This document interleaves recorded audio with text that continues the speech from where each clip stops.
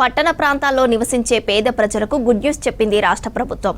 ఇరుకు స్థలాల్లో చిన్న చిన్న ఇళ్లలో ఉండే పేద ప్రజలకు G+1 ఇండ్ల నిర్మాణం ప్రాసెస్ మొదలుపెట్టింది.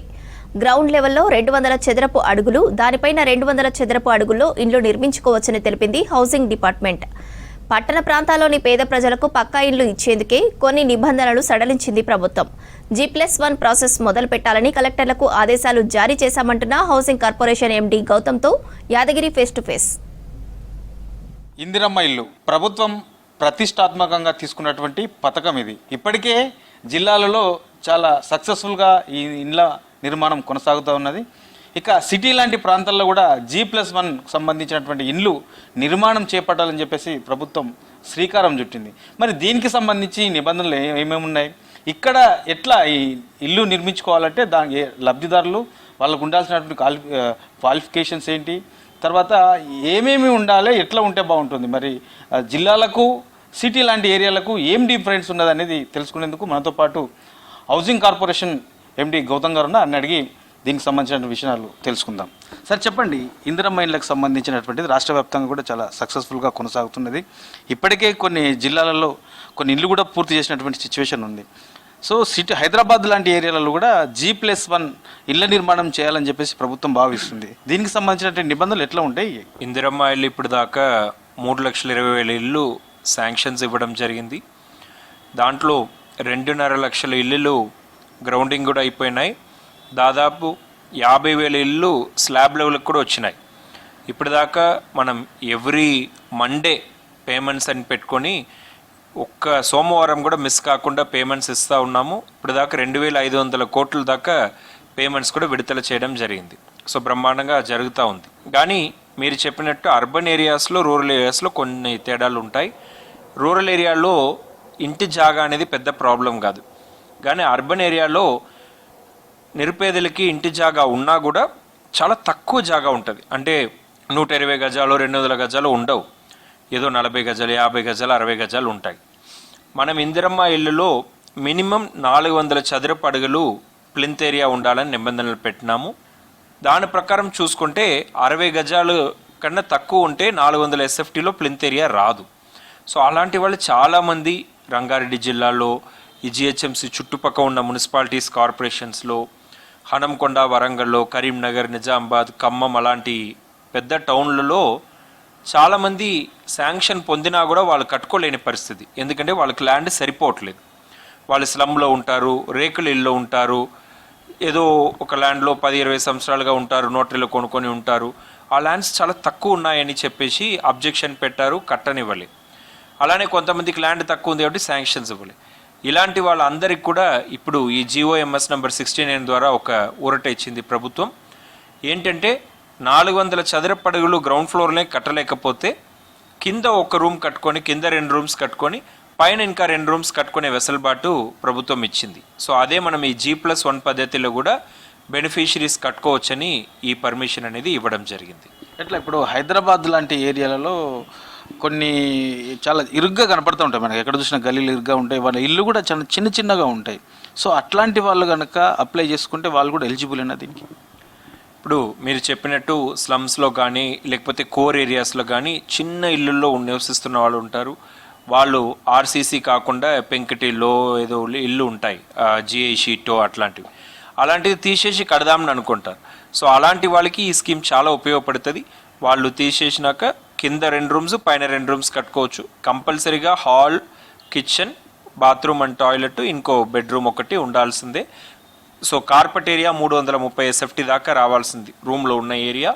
సో కింద 2 రూమ్స్, పైన 2 రూమ్స్ కూడా నిర్మించుకునే అవకాశం వాళ్ళందరికీ కూడా ఉంటుంది. ఎట్లా సార్, ఇప్పుడు గవర్నమెంట్ కొన్ని నిబంధనలు పెట్టింది కదా, ఈ 400 చదరపు అడుగులు అని చెప్పేసి.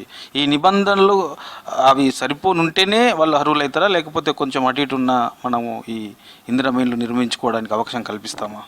అంటే జనరల్గా ఇందిరమ్మ ఇల్లు మినిమం 400 SFT ఉండాలి, మ్యాక్సిమం 600 SFT ఉండాలి. మినిమం ఎందుకంటే మనం ఇచ్చే 5 లక్షలకైనా వాళ్ళు ఇల్లు కట్టాలి కదా, అందుకని మినిమం. అండ్ అలాంటి ఒక బెడ్రూమ్, ఒక హాల్, ఒక కిచెన్, టాయిలెట్ లేకుంటే అది ఇల్లు అని కూడా మనం భావించలేం. మ్యాక్సిమం 600 SFT ఎందుకు పెట్టామంటే మళ్ళీ పెద్ద పెద్ద వాళ్ళు, మిడిల్ క్లాస్ వాళ్ళు కూడా 1000 SFT, 1500 SFT కట్టుకునేటప్పుడు వాళ్ళు కూడా ఇందిరమ్మ స్కీమ్ని దుర్వినియోగం చేసుకునే అవకాశం ఉంటుంది. అలాంటి వాళ్ళని స్కీమ్ లోపలికి రానివ్వకుండా అసలు డిజర్వింగ్ బెనిఫిషరీసే కట్టుకోవాలనే ఉద్దేశంతోనే ఆ 600 SFT క్యాప్ అనేది పెట్టడం జరిగింది. సో ఇప్పుడు ఏంటంటే ఈ 400 SFT అనేది గ్రౌండ్ ఫ్లోర్లోనే కట్టాలంటే అర్బన్ ఏరియాస్లో జాగా ఉండదు కాబట్టి ఈ 400 SFT కింద పైన కలిపి వచ్చినా కూడా సరిపోతుంది అనే విధంగా ఈ జీవో అనేది ఇవ్వడం జరిగింది. ఎట్లా ఇప్పుడు ఈ G+1కు సంబంధించి జీవో ఇచ్చారు. సో దీనికి ఆల్రెడీ ఇప్పటి వరకు లబ్ధిదారులు దరఖాస్తు చేసుకున్న వాళ్ళు ఉన్నారా, ఉంటే ఎంతమంది ఉన్నారు? అంటే దీనికి సెపరేట్ స్కీమ్ కాదు. ఇప్పుడు ఇందిరమ్మ ఇల్లు అనేది ఏంటి, మీరు నిరుపేదలుగా ఉండాలి, మీకు ఇల్లు అనేది ఉండకూడదు, ఆర్సీసీ స్లాబ్ ఇల్లు పక్కా ఇల్లు అనేది మీకు ఉండకూడదు, మీకు ఇంటి జాగా ఉండాలి, ఇంటికి ఇల్లు కట్టుకోవడానికి ఇంటి జాగా ఉండాలి. ఇలాంటి వాళ్ళందరూ ఇందిరమ్మ ఇల్లుకి అర్హులే. సో ఇందిరమ్మ స్కీమ్ కిందనే ఇది ఒక పర్మిషన్ అలా ఇచ్చాము, ఇది కొత్త స్కీమ్ కాదు. సో అలాంటి వాళ్ళు కొంతమంది ఇంటి జాగా ఉంది కానీ 60 గజాలు లేదు, అలాంటి వాళ్ళు కొంతమందికి శాంక్షన్ ఇవ్వకుండా ఆపేశారు. ఎందుకంటే మీకు 60 గజాలు లేరు కదా, మీరు మినిమం 400 SFT ఎట్లా కడతారు అని క్వెరీ పెట్టి ఆపినారు. కొంతమందికి సరే ఇంటి జాగా ఉందని వాళ్ళు చూపించారు, శాంక్షన్ ఇచ్చారు, కానీ మార్కౌట్ ఇవ్వడానికి వెళ్ళినప్పుడు చూస్తే 60 గజాలు రాలేదు, 50 గజాలే ఉంది. సో అలాంటి వాళ్ళకి మార్కౌట్ ఇవ్వలేదు, లేదు మేము మార్కౌట్ ఇవ్వలేము, ఇది స్కీమ్ నిబంధనల ప్రకారం లేదని చెప్పేసి ఆపడం జరిగింది. సో ఇలాంటి వాళ్ళందరూ కూడా ఈ జియో ద్వారా ఇప్పుడు చాలా రిలీఫ్ వస్తుంది వాళ్ళకి. సో శాంక్షన్ ఇచ్చి గ్రౌండింగ్ కాకుండా అర్బన్ ఏరియాలో జాగా సరిపోకుండా గ్రౌండింగ్ కాకుండా ఉన్నవాళ్ళు, అలానే జాగా తక్కువ ఉందని శాంక్షన్స్ ఆపి పెట్టిన వాళ్ళు, ఇలాంటి వాళ్ళందరూ కూడా ఈ జియో ఉపయోగం అవుతుంది.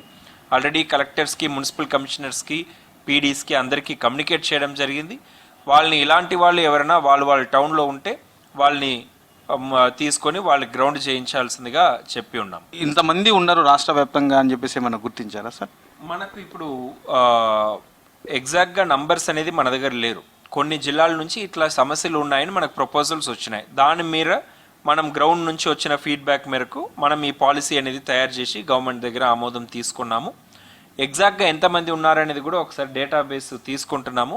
సో అది మనకు త్వరలోనే వస్తుంది. ఇర్రెస్పెక్టివ్ ఆఫ్ దట్ ఫీల్డ్లో అయితే ఇది ఇమీడియట్లీ ఇంప్లిమెంట్ చేయమని, అలాంటి వాళ్ళని గుర్తించి వాళ్ళని శాంక్షన్ ఇచ్చి స్టార్ట్ చేసుకోమని కూడా చెప్పడం జరుగుతుంది. సో ఇక అంటే ఇమీడియట్లీగానే స్టార్ట్ చేసుకోవచ్చు G+1కి సంబంధించి. ఎస్, ఇది జిల్లాలకి ఇప్పుడు ఆ ఇన్స్ట్రక్షన్స్ వెళ్ళిపోయినాయి. ఇప్పుడు వాళ్ళు ఆల్రెడీ ఆ పని మీద ఉన్నారు.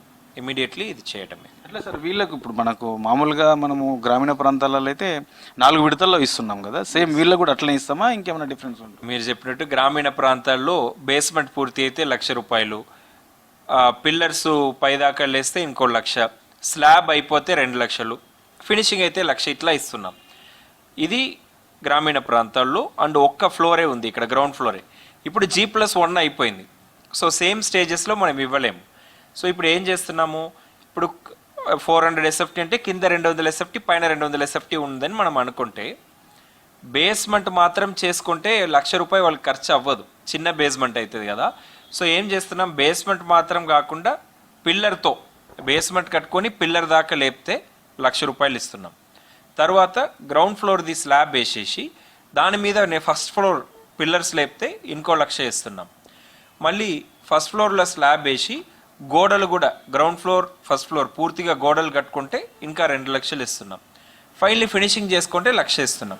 సో పేమెంట్స్ అయితే 1,00,000, 2,00,000, 1,00,000 సేమే రూరల్ అన్నట్టు, కానీ స్టేజెస్ మాత్రం వేరే కొంచెం తేడాగా పెట్టాం. ఇక అర్బన్ ఏరియాలలో కూడా ఈ G+1కు సంబంధించి కూడా ఇమీడియట్లీగా స్టార్ట్ చేసుకోవచ్చు. ఆ లబ్ధిదారులను గుర్తించి వెంటనే వాళ్లకు ఇండ్ల మంజూరు కూడా చేయాలని చెప్పేసి జిల్లాల కలెక్టర్లు కూడా ఆదేశాలు జారీ చేసినట్లు ప్రభుత్వం చెప్తా ఉన్నది. కెమెరా పర్సన్ రవీందర్తో యాదగిరి, V6 న్యూస్, హైదరాబాద్.